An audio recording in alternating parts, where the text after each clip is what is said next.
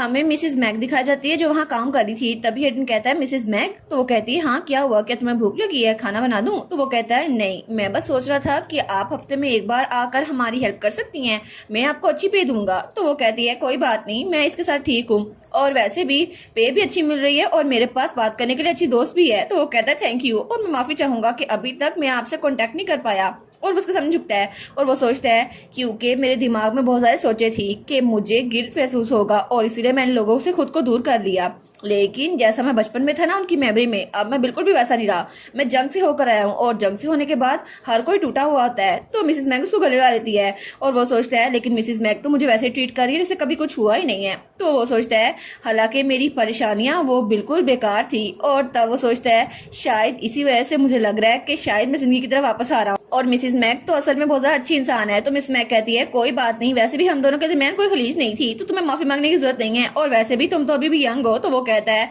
लेकिन फिर भी मुझे आपसे एक चीज कहनी थी। और वो कहता है मैं कुछ दिनों से सोच रहा था लेकिन आप मुझे यंग मास्टर कहना बंद करेंगी? तो वो सोचता है क्योंकि उसे हमारी एनजी ने कहा था यंग मास्टर, क्या तुम अभी भी, तुम्हें ये सुनकर अच्छा महसूस हो रहा है? तो वो सोचता है नहीं नहीं, मुझे ये नहीं चाहिए कि वो मुझे यंग मास्टर कहे। तो मिस मैग कहती है ठीक है लेकिन मेरे तुम यंग मास्टर ही हो ना, या फिर तुम चाहते हो मैं तुम्हें मिस्टर फिट्जरॉय कहूँ या लॉर्ड एडन कहूँ? वो कहता है नहीं नहीं, ये तो ज्यादा ऑकवर्ड हो जाएगा। तो वो कहती है लेकिन तुम जब छोटे बच्चे थे ना तो तुम बहुत ज्यादा रोया करते थे और मुझे पता भी नहीं चला तुम इतने बड़े हो गए और तुम्हारी शादी भी हो गई। लेकिन वो कहती है एक मिनट यंग मास्टर। तो वो कहता है जी क्या हुआ? तो मिसेस मैग कहती है क्या तुम्हें याद है जब तुम 7 साल के थे तो मैंने तुम्हें बताया था कि बेबीज को हम फील्ड में से उठाते हैं जब हम कैबेज पिक करने जाते हैं तब? तो वो कहता है हाँ आपने मुझे बताया था, लेकिन आखिर अचानक आप क्यों बोलने लग गई? मिसेस मैग कहती है बाय एनी चांस क्या तुम्हें अभी भी उस स्टोरी पे यकीन है? वो तो असल में मैंने मजाक किया था लेकिन तुम्हें पता है ना लड़के और लड़कियां। तो वो कहता है नहीं नहीं बस कर दे, मुझे अच्छे से पता है। तो वो कहता है ऑब्वियसली मैं डर बन चुका हूँ, मुझे पता है। वो कहती है अच्छा चलो अच्छा हुआ, मैं तो सोच रही थी शायद तुम्हें अभी तक पता नहीं चला और इसीलिए मुझे फिक्र हो रही थी क्योंकि तुम और यंग लेडी वो तो अलग अलग कमरे में रहते हैं ना। वो कहता है क्या कमरों में? तो वो कहती है हाँ तुम लोग की शादी हो गई है ना तो मुझे लगता है कोई सेरेमनी नहीं हुई, लेकिन फिर भी अगर तुम चाहो तो मैं विलेज पैस्टर से बात करूंगी, तुम लोग की सेरेमनी हम अरेंज करवा सकते हैं। वो कहता है नहीं हमारी सेरेमनी कहीं और हुई थी और वो कहता है वो कोई और जगह थी।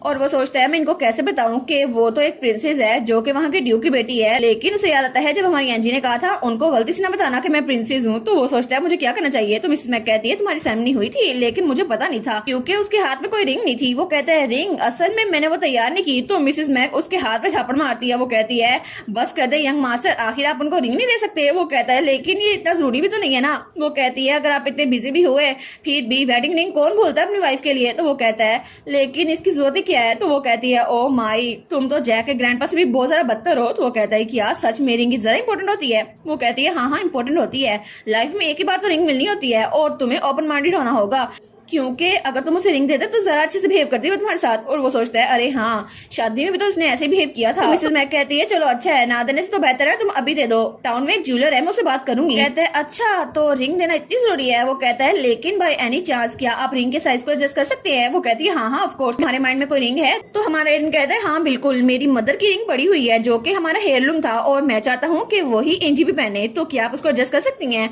और थोड़ी देर बाद वो रिंग ले आया था। वो कहता है ये वाली रिंग है। तो वो कहती है वाह मुझे देखने दो, साइज तो मुझे लगता है बिल्कुल परफेक्ट रहेगा और जेम की क्वालिटी भी अच्छी है। तो मुझे लगता है कि आजकल यंग लेडीज में ये बहुत ज्यादा पॉपुलर है और इस पे जो जेम लगा है ना वो भी बहुत ज्यादा कीमती है। मिसेस मैग तो बहुत ज्यादा एक्साइटेड थी। वो कहती है मैं इसको सीक्रेट रखूंगी और लेडी की फिंगर का साइज पता कर लूंगी। वो कहता है नहीं सीक्रेट रखने की क्या जरूरत है, उसी को तो दे देंगे मैंने। तो मिसेस मैग कहती है नहीं नहीं तुम्हें उसे सरप्राइज देना चाहिए। वो कहता है क्या सरप्राइज? तो वो कहती है हाँ बिल्कुल, अगर तुम उसको रिंग दोगे ना उसको किसी तरह अच्छा लगेगा, तुम्हें सरप्राइज देना चाहिए। और वैसे भी ये अच्छा है कि कपल्स अलग रूम में ना रहे, मैं चाहती हूँ कि तुम लोग एक रूम शेयर करना शुरू कर दो, ये बेहतर होगा तुम लोग के लिए। तो वो सोचता है ओहो प्रिंसेस और मैं एक रूम में। तो तभी वो कहती है हाँ बिल्कुल आपको ये करना होगा। तो वो कहता है अगर मैंने सुजेस्ट किया तो वो बुरा मान जाएगी, लेकिन अगर वो चाहती है तो हम ऐसा कर सकते हैं। तो तभी वो अपना सर टेबल में मारता है। वो कहता है नहीं नहीं मैं क्या सोच रहा हूँ। तो मिसेस मैग कहती है क्या हो गया आपको? वो कहता है नहीं बस मुझे चक्कर आ रहे थे। और तब उसके सर पे पट रखती है। वो कहता है थैंक यू। और वो सोचता है प्रिंसेस की हंसी के लिए मैं कुछ भी कर सकता हूँ क्योंकि जब वो खुश होती है ना तो मुझे बहुत ज्यादा अच्छा लगता है। और एनजी वो तो जब फसलों में मेरे साथ काम करती है ना तो तभी वो बहुत ज्यादा प्यारी लगती है। तो तब मिस मैग कहती है लेकिन यंग लेडी तो बहुत ज्यादा पतली है। वो कहता है हाँ पतली तो बहुत ज्यादा ही है, मुझे लगता है कि यहाँ आने से पहले वो खाना बिल्कुल कम खाती थी डाइटिंग के चक्करों में। तो वो कहता है आपको भी ऐसे लगता है? वो कहती है हाँ बिल्कुल मुझे भी ऐसा लगता है। तो मुझे लगता है शायद न्यूट्रिएंट्स के लिए तुम्हें उसे कुछ खिलाना चाहिए, मे बी एनीमिक गर्ल्स के लिए ये सही रहेगा, तुम उन्हें कॉड लिवर ऑयल क्यों नहीं खिलाते? तो वो कहता है अच्छा वो तो मैं भी नहीं खाता लेकिन चलो वो उसको खिला के देखूंगा। तो तो मिसेस मैक कहती है अच्छा फिर तो अच्छा ही है ना, मुझे लगा था मैं बिला वजह परेशान हो रही हूँ क्योंकि तुम लोग तो अच्छे से घुल मिल रहे हो। तो वो कहता है क्या? तो वो कहती है हाँ हाँ बिल्कुल, मुझे लगा था तुम लोग अलग अलग रहोगे, लेकिन तुम तो उसके साथ अच्छे से बिहेव करते हो ना। तो तभी वो हमारी एंजी को बुलाती है जो बाहर थी। तो वो कहती है मिस क्या आप अंदर आके चाय पीना चाहेंगी? तो हमारी एंजी कहती है चाय, हाँ हाँ जरूर। तो तब उठने लगता है, वो कहता है फिर मैं बाहर जाता हूँ। तो उसको बिठा देती है। वो कहती है इतने शर्मीले ना बनो, वैसे भी तुम्हें लेडी का दिल खोलने के लिए कुछ बातें करनी होगी तो यहीं पे बैठे रहो। वो कहता है ऐसा नहीं है। तो तब हमारी एंजी वहां पर आती है। वो कहती है क्या हो रहा है यहाँ पर? तो उन दोनों ने बातें करना बंद कर दी थी। तो हमारी एंजी सोचती है आखिर यहाँ पर हो क्या रहा है। तो तब हमारा एडन कहता है नहीं नहीं, क्या तुमने बाहर आउटिंग एंजॉय की? वो कहती है हाँ मैंने बहुत ज्यादा एंजॉय की, वीट तो ब्लूम हो रहे हैं और टोमेटोज वो भी ग्रो हो रहे हैं और बहुत ज्यादा बढ़ रहे हैं। वो कहता है ऐसा लगता है तुम्हें बहुत ज्यादा पसंद आ रहा है ये सब कुछ? वो कहती है हाँ हाँ बहुत ही ज्यादा, और मैं तो टोमेटो डिशेस खाने के लिए बहुत ज्यादा एक्साइटेड हूँ, और इसके अलावा एस्परेगस जो तुमने प्लांट किया था वो भी अच्छे से ग्रो कर रहा है। तो मिसेस मैक कहती है ये तो अच्छा हुआ ना। और हमारी उन कहती है और मैंने कभी भी एस्परेगस को कभी ट्राई नहीं किया, लेकिन आपकी वजह से अब मैं ट्राई कर सकती हूँ, और एस्परेगस तो लेडीज में बहुत ज्यादा मशहूर थी और ये बहुत ज्यादा डिलीशियस है। तो वो कहती है सच में? तो हमारी कहती है हाँ हाँ एडन ने बनाई थी, 3 दिन हो गए हैं वो डिश बना रहा है, बड़ी ज्यादा जबरदस्त बनती है। तो मिसेस मैक कहती है सच में मुझे भी ट्राई करनी है। तो हमारी उन कहती है एडन मिसेस मैक भी ट्राई करना चाहती है, आज फिर बना लो ना। वो कहता है 3 दिन से मैं मुसलसल वही डिश बना रहा हूँ, तुम थकती नहीं हो? वो कहती है नहीं नहीं तुम बनाओ ना, उनको भी पसंद आएगी। तो वो उठते हुए कहता है ठीक है अगर तुम्हारे लिए तो फिर मैं बना देता हूँ। और तब वो कहता है अब मैं एस्परेगस को हार्वेस्ट ज्यादा करूंगा, ठीक है, और क्या तुम इंग्रेडिएंट ला सकती हो? वो कहती है श्योर। और उसके बाद हमारे एडन ने कुकिंग शुरू कर दी थी और वो लोग हंसी खुशी से अपना पूरा दिन खत्म कर लेते हैं। और तब सीन चल होता है और हमें अगले दिन का सीन दिखाया जाता है जब हमारी हीरोइन कहती है आज तो हवा बड़ी मजेदार लग रही है ना? वो कहते हैं हाँ बिल्कुल ये ठीक है। तो वो कहती है क्या ये दरख्त ये पीच का दरख्त है? तो वो कहता है नहीं नहीं ये एप्पल ट्री है। वो कहती है मैंने फिर से गलत गैस कर लिया। तो वो कहता है हाँ हाँ देखने में तो सिमिलर लगती है। वो कहती है लेकिन मैं दूर से देखूं तो मुझे सारे सिमिलर मैं तो किसी को भी डिफरेंशिएट नहीं कर पाती। वो कहता है हाँ लेकिन क्या लगता है तुम्हें ये वाला दरख्त कौन सा होगा? और वो दरख्त वो बड़ा प्यारा लग रहा था। तो तब वो कहती है ये दरख्त भी बहुत ज्यादा प्यारा लग रहा है लेकिन मुझे इसका नाम ही नहीं पता। वो कहता है अच्छा मैं तुम्हें एक तरीका ना बता दूं जिसकी वजह से तुम दरख्तों में डिस्टिंग्विश कर सको। वो कहती है हाँ हाँ मुझे बताओ क्या ऐसा कोई तरीका है? तो वो कहता है हाँ जब तक उसके फ्रूट ना उगाए तब तक इंतजार करो फिर उसको टेस्ट कर लेना। वो कहती है क्या? और फिर वो हंसने लग जाती है। तो वो कहती है ये तो मेरी एक्सपेक्टेशन बढ़ा रहा था लेकिन फिर इसने तो बहुत ज्यादा मजाक किया। तो वो सोचता है बचपन में मैं भी ऐसे किया करता था, मुझे पता नहीं चलता था, और तब मैंने एप्पल ट्री से एक एप्पल काटा था, लेकिन जब ग्रैंडपा ने मुझे देखा तो उन्होंने मेरे हाथ से वो ले लिया। लेकिन आखिर ये इतना टेस्टलेस कैसे हो सकता है ग्रैंडपा? जब मैंने उनसे पूछा तो उन्होंने वो एप्पल ही फेंक दिया और उनका दिल तो कर रहा था उस एप्पल ट्री को काट फेंक गए, लेकिन मेरी वजह से वो रुक गए। तो हमारी एंजी सोचती है अच्छा तो मैं भी टेस्ट करना चाहूंगी इन फ्रूट्स को तुम्हारे साथ मिलकर। तो हमारी एंजी सोचती है कितना मजा आएगा ना जब एप्पल्स उगेंगे और मैं एडन के साथ वहां जाऊंगी और एडन मुझे एप्पल उतार के देगा और मैं उसको खाऊंगी, जब तक मेरा पेट दर्द ना करे मैं खाती जाऊंगी। तो वो कहती है लेकिन आखिर ये सारे फ्रूट ट्री कितने साल के हैं? वो कहता है 25 साल के, जब मैं पैदा हुआ था ना तभी इनको उगाया था। वो कहती है सच में? लेकिन मैंने सुना था तुम लोग कहीं और रहते थे। वो कहते हैं हाँ हाँ हम लोग पहले नॉर्दर्न रीजन में रहते थे और मेरे ग्रैंडफादर वो बहुत ज्यादा सक्सेसफुल फार्मर थे, लेकिन फिर वहां पर क्लाइमेट में बहुत ज्यादा चेंजेस आई और क्रॉप घटना शुरू हो गई। तो वो कहती है अच्छा फिर तुम लोगों ने वो जगह छोड़ दी? तो एडन कहते हैं हाँ मेरी मॉम की तबीयत बहुत ज्यादा खराब थी तो उन्होंने इस कंट्री साइड को चूज किया ताकि ताजा हवा ले सके, लेकिन उसके बाद उन्होंने हर कहीं देखा और उनको ये जगह पसंद आई क्योंकि ये बहुत ज्यादा ब्यूटीफुल थी। तो मन कहती है हाँ मैं समझ सकती हूँ ये जगह बहुत ज्यादा ब्यूटीफुल है। तो वो कहता है लेकिन तुमको ये पहले पसंद नहीं थी ना? तुम कहती ये बिल्कुल बंजर है। वो कहती है नहीं नहीं वो तो मिसअंडरस्टैंडिंग थी, वो तो आते ही मैंने ऐसे ही कह दिया था, लेकिन अब मैं देख रही हूँ तो ये जगह बहुत ही ज्यादा प्यारी है और मुझे पता नहीं था कि कभी कहीं ऐसी जगह भी होगी जहाँ पे ब्लू स्काई और रिफ्रेशिंग ट्रीज होंगे और ये फ्लावर्स कितने ज्यादा प्यारे लगते हैं ना, और मैं तो यहाँ पे रहना चाहती हूँ। ये सारी जगह ये फूल जो मैंने खुद उगाए हैं कितने ज्यादा प्यारे लगते हैं। और तब वो कहती है जब मैं फार्म वर्क के साथ बिजी होती हूँ ना तो मैं आराम से यहाँ बैठ सकती हूँ और इर्द गिर्द देख सकती हूँ क्योंकि ये जगह है ही बहुत ज्यादा प्यारी और ये ब्यूटीफुल सीनरी ये मेरे लिए काफी है कि मेरी थकन को मिटा दे।